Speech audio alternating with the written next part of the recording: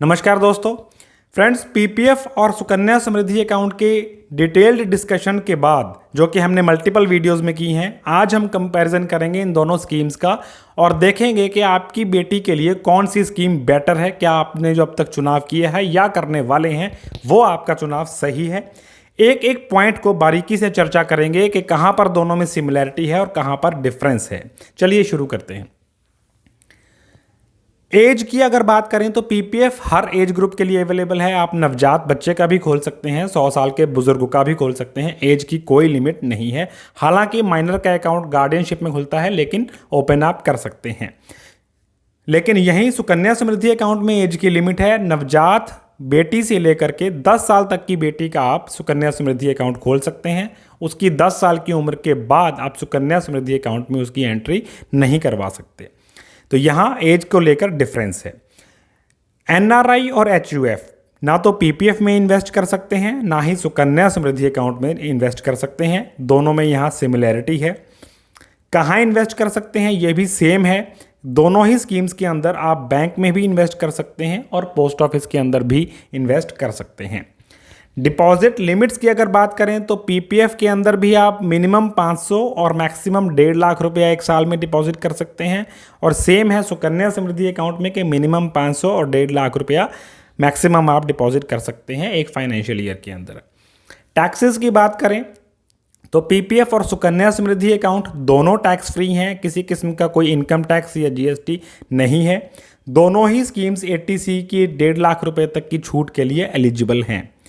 Best time to deposit दोनों ही schemes के अंदर सबसे बढ़िया रहता है कि आप 1 अप्रैल से लेके 5 अप्रैल तक के 5 दिनों में डिपॉजिट दें। अगर अप्रैल मंथ में आप डिपॉजिट नहीं दे पा रहे हैं या फर्दर किसी मंथ में देना है आपने, तो किसी भी महीने की 1 तारीख से 5 तारीख के बीच में आप डिपॉजिट करिए, वो बेस्ट रिजल्ट्स आपको देता है।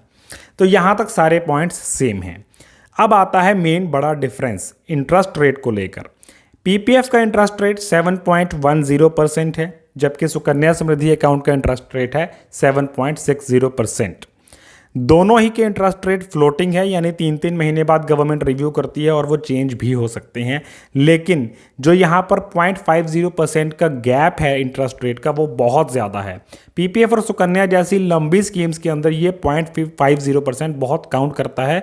और अगर आप मैक्सिमम अमाउंट डिपॉजिट दे रहे हैं हर साल, तो बहुत ह्यूज अमाउंट का डिफरेंस मैच्योरिटी पर आपको आ सकता है। और ये डिफरेंस फ्यूचर में भी एज इट इज़ बना रहेगा। ये बहुत इंपॉर्टेंट पॉइंट है कि 50 पॉइंट का जो ये डिफरेंस है ये बना ही रहेगा। इसलिए यहाँ पर हर हाल में सुकन्या समृद्धि अकाउंट बेहतर नज़र आती है पीपीएफ के मुकाबले में। विड्रॉल ऑप्शंस की बात करें तो प्री मैच्योर अगर आप विड्रॉल करना चाहते हैं तो थोड़ा पीपीएफ इसके अंदर बेटर है, क्योंकि उसमें 7वें साल से लेकर के आपको पिछले साल के बैलेंस का 50% तक विड्रॉल करने की परमिशन मिल जाती है। डिटेल्ड वीडियोस इसके लिए भी अलग से अवेलेबल हैं। लेकिन सुकन्या समृद्धि अकाउंट में या तो लड़की की उम्र 18 साल हो जाए या फिर उसने 10वीं की परीक्षा पास कर ली हो, तभी आपको कुछ पैसा निकालने की अनुमति मिलती है, वो भी सीरियस मेडिकल कंडीशंस या फिर हायर एजुकेशन के लिए। तो थोड़े नियम यहाँ सख्त हैं। बंदिश है, काफ़ी साल तक आप नहीं निकाल पाएंगे पैसा, क्योंकि जिन्होंने 1-2 साल की बच्ची की उम्र है उस समय अकाउंट ओपन किया है, तो उनके लिए पैसा कोई भी निकालना 15-16 साल तक लगभग मुमकिन नहीं हो पाएगा। जबकि पीपीएफ में आप 7वें साल से ही पैसा निकाल पाएंगे।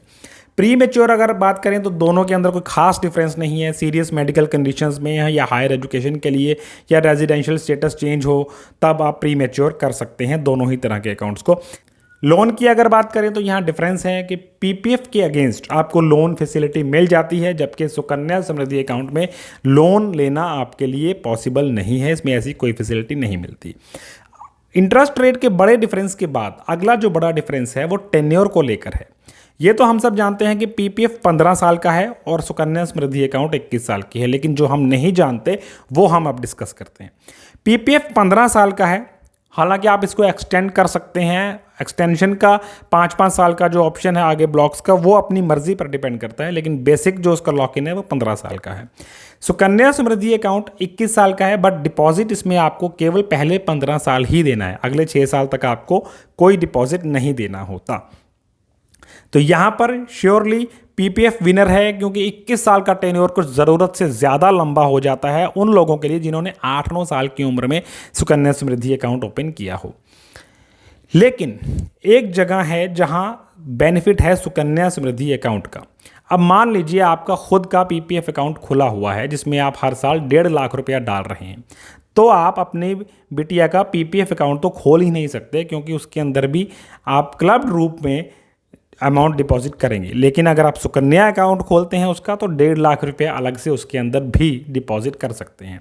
यही नहीं, मान लीजिए आपने अपने अकाउंट में 1 लाख रुपया ही डाला है साल के अंदर पीपीएफ में, और आपने अपनी बेटी का भी पीपीएफ अकाउंट ही ओपन किया, तब भी आप उसके अंदर 50,000 से ज़्यादा नहीं डाल पाएंगे क्योंकि दोनों का टोटल मिलाकर 1.5 लाख एक्सीड नहीं होना चाहिए। लेकिन अगर आपका अपना पीपीएफ है और आपने बिटिया के लिए सुकन्या समृद्धि अकाउंट खोला है, तो आप दोनों के अंदर 1.5 लाख रुपए तक डिपॉजिट कर सकते हैं। इसलिए यहाँ पर सुकन्या समृद्धि अकाउंट का फ़ायदा उन लोगों को स्पष्ट रूप से मिलता है जिनकी फाइनेंशियल कैपेसिटी है कि वो 1.5 लाख रुपए हर साल दोनों अकाउंट्स के अंदर, या फिर आपकी एक और बेटी है तो उसके अकाउंट के अंदर भी आप डिपॉजिट दे सकते हैं।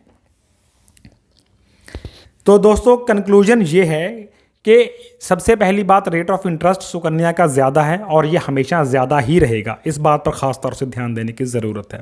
दूसरे ये कि जिन लोगों के इनकम सोर्सेज बहुत ज़्यादा हैं, मल्टीपल सोर्सेज हैं और फ्यूचर एक्सपेक्टेशंस उनकी हाई हैं, तो उनके लिए definitely Sukanya Samriddhi account better है क्योंकि रेट ऑफ इंटरेस्ट इसमें बहुत हाई है, 0.50% बहुत ज़्यादा होता है और वो लोग 1.5 लाख रुपया सभी अकाउंट्स के अंदर डिपॉजिट कर पाएंगे। जिन लोगों की बिटिया की उम्र 2-3 साल की है उनके लिए पीपीएफ अकाउंट बेटर है, क्योंकि अगर आप 10 साल की उम्र से कुछ पहले सुकन्या समृद्धि अकाउंट खोल रहे हैं तब भी आप 18 साल की उम्र के बाद जब चाहे पैसा निकाल पाएंगे उसमें से। लेकिन अगर आप 1 साल की बिटिया का सुकन्या अकाउंट खोल रहे हैं तब आपको 18 साल की उम्र तक रुकना पड़ेगा, जो बहुत लंबा समय है, तभी आप उसमें से कुछ पैसा निकाल पाएंगे। यानी लॉक इन 1 साल वाली बच्ची के लिए 17 साल का लॉक इन हो गया और 10 साल की बच्ची के लिए सिर्फ 8 साल का लॉक इन हुआ। तो जितनी कम उम्र है उतना उनको अवॉइड करना चाहिए सुकन्या अकाउंट, उनको पीपीएफ अकाउंट के ऑप्शन लेना चाहिए। इनकम सोर्सेज जिन लोगों के लिमिटेड हैं उनको भी पीपीएफ ही ऑप्ट करना चाहिए क्योंकि यहाँ पर प्री मैच्योरिटी की ऑप्शन आपको ज़्यादा फ्लेक्सिबिलिटी के साथ मिल जाती है और सुकन्या अकाउंट के मुकाबले में बहुत जल्दी मिल जाती है। तो दोस्तों high income sources, multiple income sources वालों के लिए हर हाल के अंदर सुकन्या अकाउंट बेटर है। लिमिटेड इनकम या लो इनकम वाले लोगों के लिए आपके पीपीएफ अकाउंट खोलना बच्ची के लिए बेटर रहेगा। फिर भी अगर आपके कोई सवाल हैं तो आप नीचे कमेंट बॉक्स में जाकर पूछ सकते हैं। अगर वीडियो आपको अच्छा लगा हो तो वीडियो को लाइक करें, चैनल को सब्सक्राइब करें ताकि ऐसे नॉलेजेबल वीडियोस आपको रेगुलर मिलते रहें। डिफरेंट मोड्स को देखने के लिए धन्यवाद। Thank you.